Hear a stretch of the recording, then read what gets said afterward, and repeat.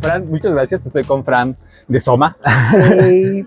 ¿Qué tal? Por fin. Por fin, ya después de un par de años, ¿no? Sí. De que coincidimos en un diplomado. Y bueno, pues gracias, Fran, por tener esta breve conversación con Circo Crico. Y bueno, quería platicar contigo porque la verdad es que admiramos mucho el trabajo que hacen desde Soma. Y la primera pregunta que me gustaría hacerte es, ¿cómo le hacen para comunicar drogas? Bueno, este es un trabajo que empezó en realidad en el 2018 con Raúl Escano y Esteban Acuña, que los dos son periodistas. Entonces les interesaba mucho el tema de los tabúes y pues qué más tabú que las drogas y el sexo. Entonces eran las dos cosas que más llamaban la atención.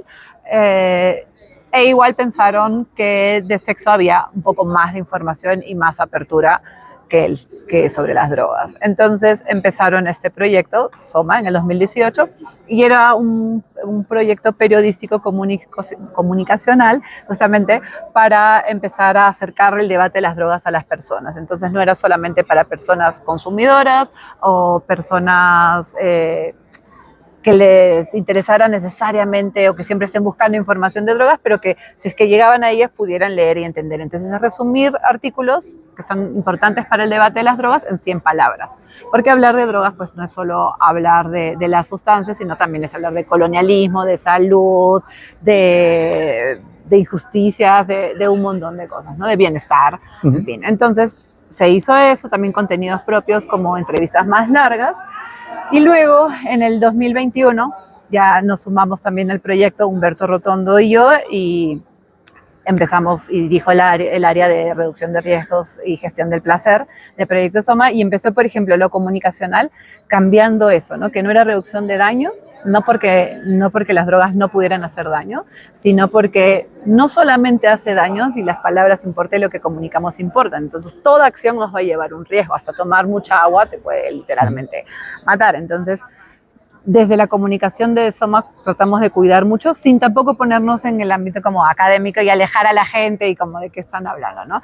Pero la edición, todas nuestras imágenes lo hace Raúl, que es editor y es el diseñador también de Soma. Tratamos de trabajo de pares, de acercar la comunicación a la gente, que sea accesible también, para que la sobremesa, no sé, la gente pueda como hablar de eso. Tenemos sobre el podcast también.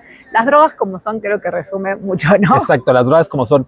Y ahorita dijiste algo muy interesante, empezar a hablar de sexo y drogas, pero ahora también, como dices, hablar de muchas otras cosas, porque también comienzan a hablar de otros temas que tienen que ver con el tema, como son violencias, como son narcotráfico, como son desapariciones, que son necesarios hablar, ¿no? Que también tienen que ver con los daños que causan la prohibición, ¿no?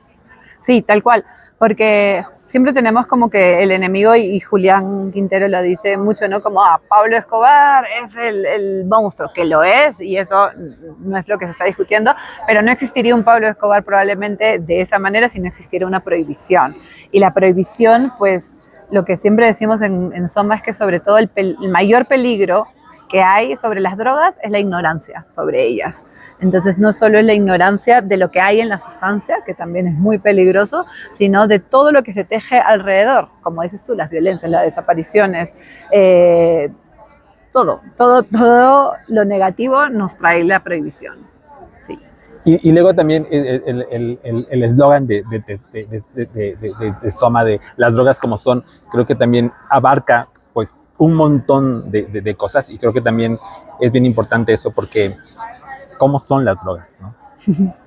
Y creo que en esa pregunta, ¿no? ¿Cómo son? Que es una afirmación, a las personas que lo leemos nos abre un montón de interrogantes, ¿no? Entonces creo que precisamente es lo que pretenden ustedes, como ir respondiendo y dejando también esas interrogantes a las personas, ¿no? Como son, para quienes a lo mejor no tienen mucho conocimiento, ¿no? De todo lo que es, ¿no? Pues sí, ustedes van respondiendo, ¿no? Y creo que nos van abriendo un montón de de puertas, de ventanas, de lo que son las drogas, ¿no?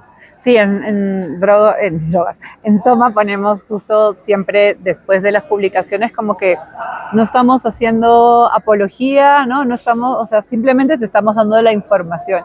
Y obviamente cada persona pues hará la lectura también según su propia perspectiva de ciertas cosas, pero no decimos como, sí, tienes que hacer esto, o no, no tienes que hacer esto, o esta es la mala, o este es el bueno, o es como, esta es la historia, esta es la narración. Por supuesto que siempre va a haber una mirada, pues porque eso, cada persona tiene su propia mirada. Claro. Y en Soma tenemos también la nuestra, que es que estamos en contra, por supuesto, de la prohibición, pero lo que tratamos es que la gente sepa que tome decisiones a base de información, ¿no? Siempre decimos que nuestro ideal sería que la información llegue antes que las sustancias, para que las personas puedan tomar decisiones a base justamente de información, porque no todas las personas pueden consumir todas las sustancias. No hay persona que exista que no consuma una droga legal o ilegalizada, pero todas las personas consumimos drogas. Pero entonces, igual que cuando te da una medicina recetada el doctor o la doctora, tiene todas las prescripciones y los cuidados que debe tener y los efectos, tal con las sustancias ilegalizadas, pues también tendríamos que saber. De repente, si tú eres una persona que tiene problemas cardíacos, pues no deberías consumir unos estimulantes. O de repente, si es que tienes alto riesgo de tener el gen de esquizofrenia, por ejemplo, pues tomar ciertos psicodélicos o en ciertas dosis, pues también te podría hacer un brote psicótico. No que la sustancia te dé eso. Igual que no todas las personas podemos comer lo mismo. La gente que es como intolerante a la lactosa, otra al gluten, o que no puede, o es diabético y no puede comer azúcar. Igualito es con las sustancias, pero justamente al haber una prohibición, pues no nos enteramos de mucho de eso, ¿no? Así es. Y tampoco de las dosis y nada de eso, que son muy importantes. Y ahora que te escucho, recuerdo mucho lo que ayer decía esta Silvia, o olvidé su apellido, de Medicineres, ¿no? Ajá. Cuando decía que la reducción de daños no se trata de poner a debate el consumo, ¿no? Sino de el derecho a poder existir con plenitud, ¿no?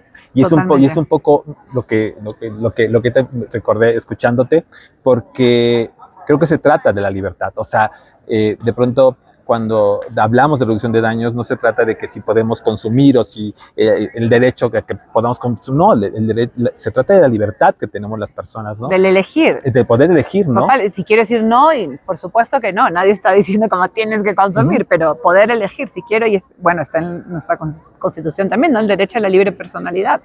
Cada persona pues tiene derecho a expresarse de la manera que quiera, que pueda también, porque a veces también el consumo de una sustancia te puede ayudar a una socialización, o te puede ayudar a no tener frío o a no tener hambre en ciertos contextos. Entonces hay como también una cosa que repetimos mucho en Soma, es que no puedes separar a las personas de su contexto, ¿no? Y hay que entenderlas desde ese lugar y no juzgarlas, y sino más bien darles el acompañamiento y partir. En realidad nuestra postura es bastante pragmática, es como las drogas existen y van a seguir existiendo, es parte como de la historia de la humanidad y están aquí. Y igual que pues otros como el aborto o ciertas, son realidades en las que vivimos. Y pues cómo hacemos que las personas que toman ciertas decisiones pues puedan hacerlo de la manera más segura, porque pues como Estado tenemos el deber y el derecho de ser protegidas, ¿no? ¿Y qué es para ti la reducción de daños? La reducción de riesgos. ¿De riesgos? Bueno, es que en realidad para mí reducción de riesgos lo trato de aplicar en todo en mi vida, no solo con las sustancias, ¿no? Me parece que es un estilo de vida. Antes, ¿por qué haces esa distinción? Es muy interesante ¿por qué haces esa distinción de riesgos en lugar de daños? Porque creo eso, como que el daño tiene una carga estigmatizante bastante alta, y al decir y al quitarle la palabra daños, no estoy diciendo que las drogas no te puedan hacer daño. Claro que te pueden hacer daño, pero no necesariamente te van a hacer daño. También te pueden hacer mucho bien. Okay. Entonces va a depender, por eso, de nuevo, el contexto, en qué cantidad, cómo lo estás usando, qué vía de administración según la sustancia. O sea, son muchas cosas. Entonces, seguir hablando de las drogas desde un lugar, desde una mirada de que hace daño, me parece que le hace daño. Eso no significa, por eso te digo, que no es que no te pueda hacer daño, por supuesto, y le hace daño a muchas personas. Y claro, y si nos ponemos puristas, me vas a decir, no, pues, pero basta con, no sé, con una línea de cocaína para que ya te hagas daño. Ya, claro, pero si nos ponemos así, también tomar el transporte público o respirar en la vía pública, el smog que hay, también me va haciendo daño.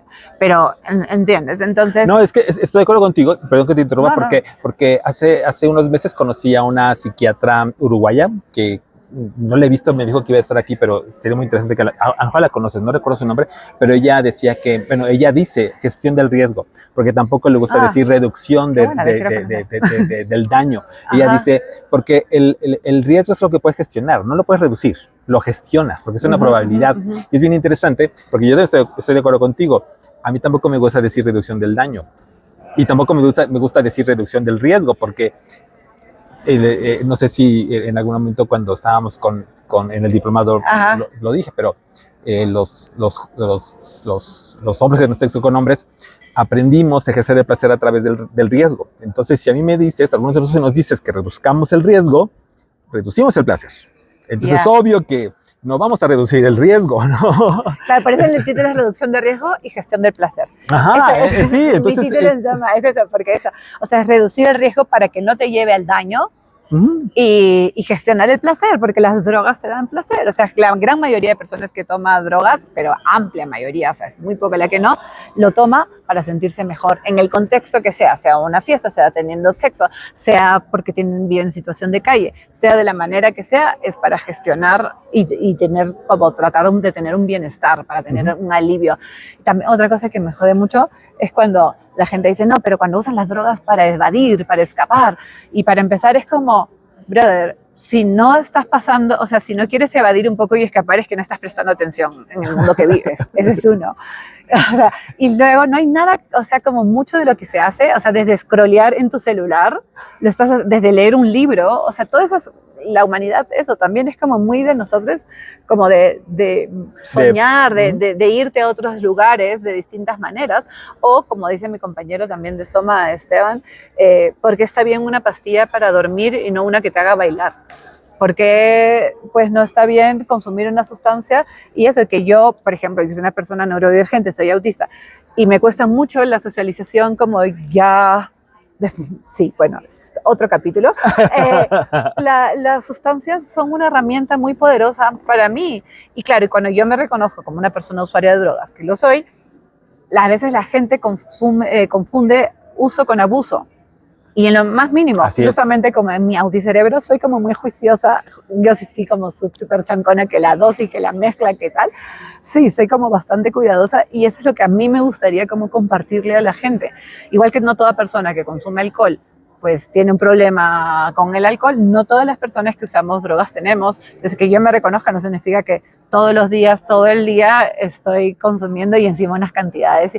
Y que también respeto a las personas que deciden vivir de esa manera.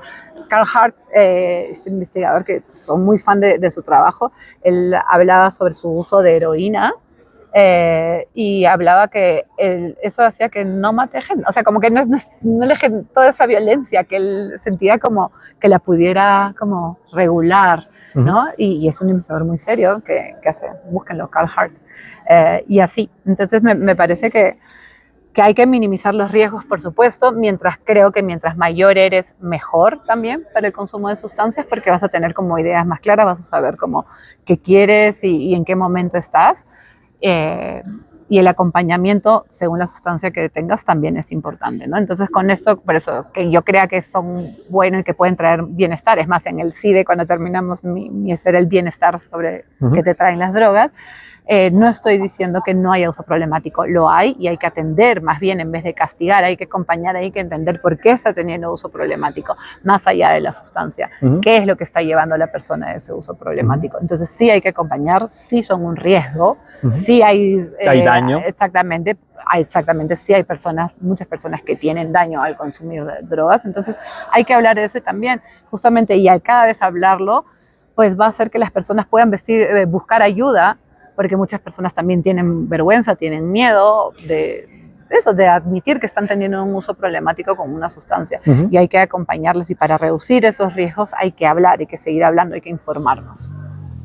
Fran, muchas gracias por esta conversación. A ti, qué lindo trabajo. Gracias.